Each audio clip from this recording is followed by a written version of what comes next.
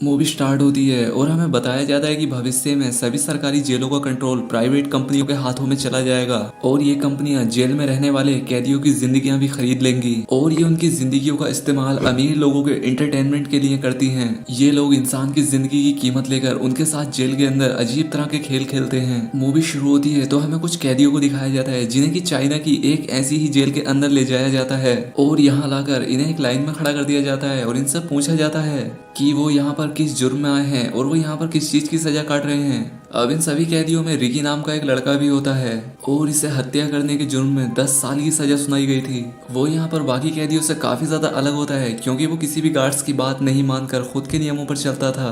अब यहाँ पर सीधी सी बात है कि वो उस जेल के गार्ड्स को बिल्कुल भी पसंद नहीं आया था। अब यहाँ पर जब उनकी चेकिंग हो रही होती है तब रिकी की बारी में मेटल डिटेक्टर मशीन का अलार्म बज जाता है। तब यहाँ के सभी गार्ड्स उस पर झपट पड़ते हैं। अब यहाँ पर ये लोग उसके शरीर का एक्सरे निकालते हैं जिसमें इन्हें पता चलता है कि उसके शरीर में कई सारी बंदूक की गोलियां धसी पड़ी हैं। जब ये लोग इससे पूछते हैं कि उसने डॉक्टर्स को इन गोलियों को निकालने क्यों नहीं दिया, जिस पर रिकी इनसे कहता है कि ये तो एक गिफ्ट है उस आदमी की तरफ से जिसका मैंने मर्डर किया है। अब उसका ये जवाब सुनकर यहाँ का कोई भी गार्ड्स उससे आगे कुछ भी नहीं बोल पाता। इस जेल को 4 हिस्सों में बांटा गया होता है और हर एक हिस्से का एक लीडर भी था जो कि वार्डन के साथ मिलकर काम किया करता था। अब इसके बाद एक दिन हमें बाथरूम में सैमुअल नाम के एक और कैदी को दिखाया जाता है जो कि बाथरूम में एक बूढ़े को परेशान कर रहा था। सैमुअल और उसके 2 चेले बिना बात के उस बूढ़े को मारते हैं और उसकी नाक तक तोड़ देते हैं। अब उस बूढ़े की आवाजें सुनकर एक गार्ड भी यहाँ पर पहुंचता है, लेकिन जब उसे पता चलता है कि ये सब सैमुअल ने किया है तो वो वापस चला जाता है। रिकी दरवाजे के बाहर खड़ा हुआ ये सब देख रहा था।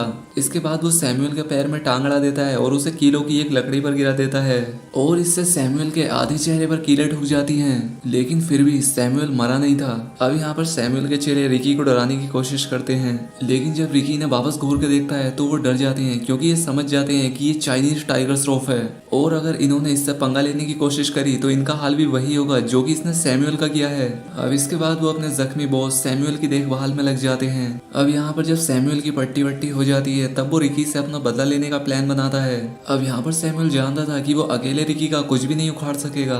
तब वो जेल के सबसे बड़े कातिल को उसे मारने के लिए हायर करता है और इस जेल के लोग इसे हाथी पहलवान बुलाया करते थे क्योंकि ये हाथी अभी तक 50 से ज्यादा कैदियों को मार चुका है। अब सैमुअल एक गार्ड को पैसे देकर उस हाथी को बाहर निकलवा लेता है। अब वो हाथी अगले दिन रिकी को बाथरूम में पकड़ लेता है और उसे एक जोरदार मुक्का देता है। अब यहाँ पर रिकी गुस्से से उठता है और एक ही बार से उस हाथी की अंतड़ियां बाहर निकाल देता है। जब सैमुअल ने रिकी के बीच आने की कोशिश की तब रिकी ने उसे इतनी जोर से घूंसा मारा कि वो उसके पेट के आर पार हो जाता है और अब इससे सैमुअल भी मारा जाता है। अब इसके बाद जब गार्ड्स रिकी को लेकर यहाँ से जा रहे होते हैं तब वेस्ट विंग का लीडर हाय उससे मिलने के लिए यहाँ पर आता है। वो उससे कहता है कि तू कमाल का बंदा है, तू मेरी गैंग में शामिल हो जा। अब रिकी को इसका ये ऑफर ज्यादा पसंद तो नहीं आता, लेकिन वो इसके लिए मना भी नहीं करता। अब इसके बाद हमें रिकी के पास्ट को दिखाया जाता है। जब उसके माँ बाप मर जाते हैं तब वो एक अनाथ आश्रम में रहता है। अब एक दिन जब वो अपने पेरेंट्स की कब्र पर जाता है तब इसे वहाँ पर उसके चाचा मिलते हैं और ये रिकी का चाचा एक बहुत ही बड़ा कुंफू मास्टर होता है। वो यहाँ पर रिकी को देखकर समझ जाते हैं कि एक बहुत ही महान कुंफू मास्टर बन सकता है और इसके बाद वो उसे कुंफू सिखाना शुरू कर देते हैं। वो हर रोज रिकी की प्रैक्टिस कब्रिस्तान में ही कराने लगे। अब इसमें रिकी को मजा आने लगा और वो अपना ट्रेनिंग पर ज्यादा ध्यान देने के लिए स्कूल जाना तक छोड़ दिया। समय गुजरता चला गया और रिकी बेहतर होता चला गया और अंत में वो अपनी छाती से एक पत्थर तोड़ देता है और यहाँ पर उसकी ट्रेनिंग पूरी हो जाती है। अब इसके बाद सीन प्रेजेंट में आता है और रिक को वार्डन के असिस्टेंट हुक के पास ले जाया जाता है। अब इसके नाम की तरह ही इसके दाएं हाथ में एक हुक लगा होता है। जब गार्ड्स हुक को बताते हैं कि रिकी ने क्या किया तब वो गुस्से से भर जाता है। वो अपना हुक रिकी के हाथ में गाड़ देता है और उससे पूछता है कि तुम्हारी ताकत का राज क्या है। अब यहाँ पर रिकी के जवाब ना देने पर वो रिकी की गर्लफ्रेंड की एक फोटो निकालता है और वो यहाँ पर उसकी बेइज्जती करने लगता है। अब यहाँ पर रिकी को गुस्सा आता है और वो टेबल को ही तोड़ देता है और वो यहाँ पर हुक को चेतावनी देता है कि अगर तुम्हें जिंदा रहना है तो तुम अपने काम से काम रखो, मेरे बीच में बिल्कुल मत आओ। क्योंकि लगभग 1 साल पहले रिकी की जिंदगी काफी ज्यादा खुशनुमा थी। वो अपनी गर्लफ्रेंड फीफी से बहुत ही ज्यादा प्यार किया करता था। ये दोनों बहुत ही जल्द एक दूसरे से शादी करने वाले थे, लेकिन ऐसा होना इनकी किस्मत को मंजूर नहीं था। एक रात जब फीफी अपने घर जा रही थी तब उसने कुछ गुंडों को स्कूल के बच्चों में अफीम बांटते हुए देखा वो गुंडे फीफी को देख लेते हैं और उसे पकड़कर अपने बॉस के पास ले जाते हैं। अब वो अपनी गंदी नजरों से फेफे को देखता है, लेकिन फेफे वहां से किसी तरह से बचकर भागने लगती है।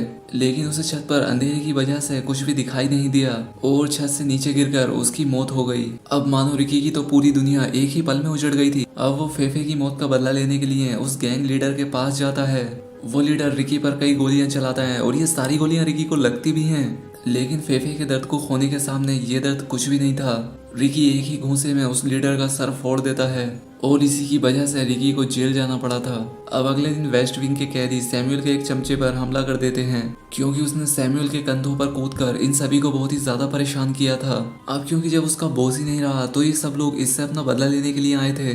तभी हाय वहां पर पहुंचता है और उन सभी को रोकता है, लेकिन जब उसके मना करने पर भी क्योंग नाम का एक कैदी नहीं रुकता है, तब वो अपना दबदबा बनाए रखने के लिए उस कैदी को मार देता है और पूरी जेल के सामने उसे एक क्रॉस पर लटका देता है। वो यहाँ पर सबको चुनौती देता है कि अगर कोई भी मेरे खिलाफ आकर क्योंग को बचाना चाहता है तो वो मेरे सामने आए। अब ये लोग अपने दोस्त को बचाना तो चाहते थे, लेकिन हाय के खिलाफ जाने की किसी की भी हिम्मत नहीं थी। लेकिन रिकी क्योंग को बचाने के लिए आगे आता है। अब यहाँ पर इन दोनों के बीच एक भयंकर फाइट होने लगती है।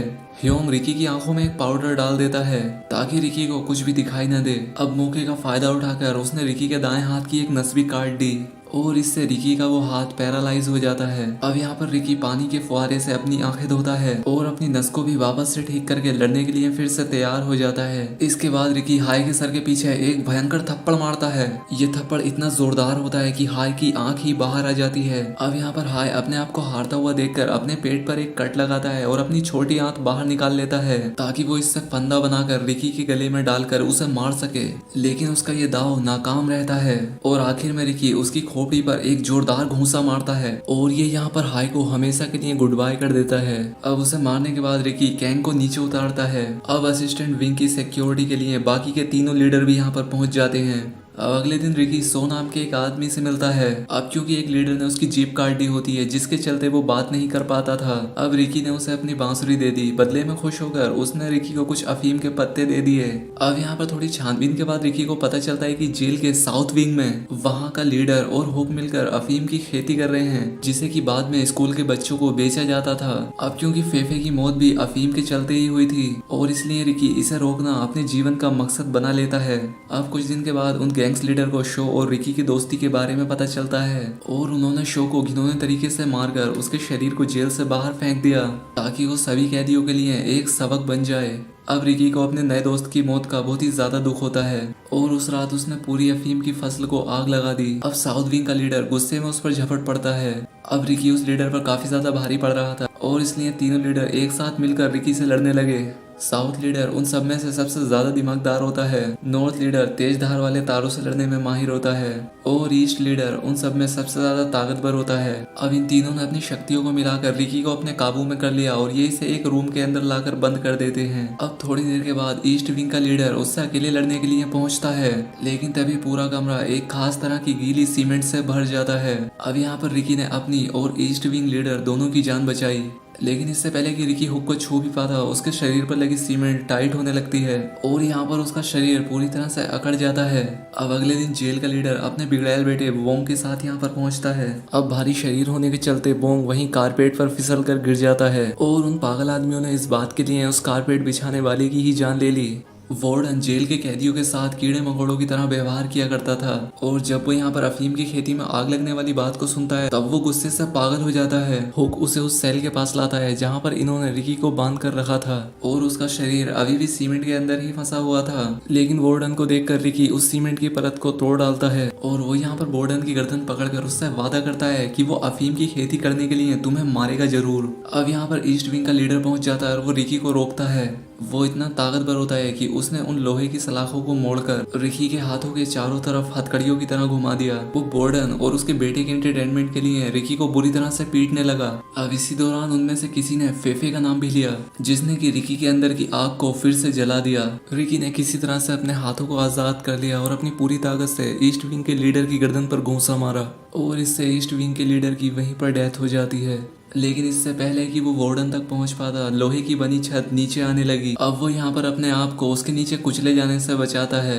लेकिन वो वार्डन के आखिरी जाल में फंस जाता है और उसे जमीन में बनाए हुए गड्ढे में डाल दिया जाता है और वो यहाँ पर बंदूक की नोक से सभी कैदियों से उस गड्ढे को भरने के लिए कहते हैं। अब वो सभी कैदी डरते डरते इस काम को करने लगे और उसे सांस लेने के लिए सिर्फ एक बांस दिया गया। इसके बाद वो एक हफ्ते तक जमीन के अंदर ही दबा रहा। अब 8वें दिन वार्डन ने उसकी लाश को जमीन से बाहर निकालने का हुक्म दिया ताकि सभी को पता चल जाए कि उसके खिलाफ जाने का अंजाम क्या हो सकता है। लेकिन जब उसे बाहर निकाला गया तब वो एकदम ठीक था। अब मरना तो दूर की बात है, वो अपने शरीर पर बंधी इन जंजीरों को खोलकर तुरंत बाहर आ गया। अब यहाँ पर सभी कैदी उसे जिंदा देखकर काफी ज्यादा खुश हो जाते हैं। लेकिन एक हफ्ता बिना खाना और पानी के रिकी काफी ज्यादा कमजोर हो गया था। साउथ विंग के लीडर ने बड़ी ही आसानी से उसे पीट लिया। अब इसके बाद जब रिकी की आंखें खुलती हैं तब वो अपने आप को लोहे से बने एक शिकंजे के बीच में पाता है और यहाँ पर अगर उसने हिलने की कोशिश की तो वो मारा जाएगा। अब यहाँ पर वार्डन ने रिकी की ताकत से खुश होकर उसे अपने साथ मिल जाने के लिए कहा, लेकिन यहाँ पर रिकी उसकी इस बात के लिए उसकी इंसल्ट कर देता है और इस बात के लिए रिकी को और भी ज्यादा टॉर्चर किया जाता है। अब यहाँ पर साउथ लीडर ने रिकी के मुंह में कुछ लोहे के ब्लेड्स भर दिए और एक के बाद एक उसके मुंह पर ताबड़तोड़ मुक्कों की बारिश करने लगा। अब उसके रुकने के बाद रिकी ने वो ब्लेड्स वार्डन के मुंह पर दे मारे। अब रात के समय में एक कैदी ने रिकी को खाना दिया और उससे कहा, तुम हिम्मत कभी मत हारना।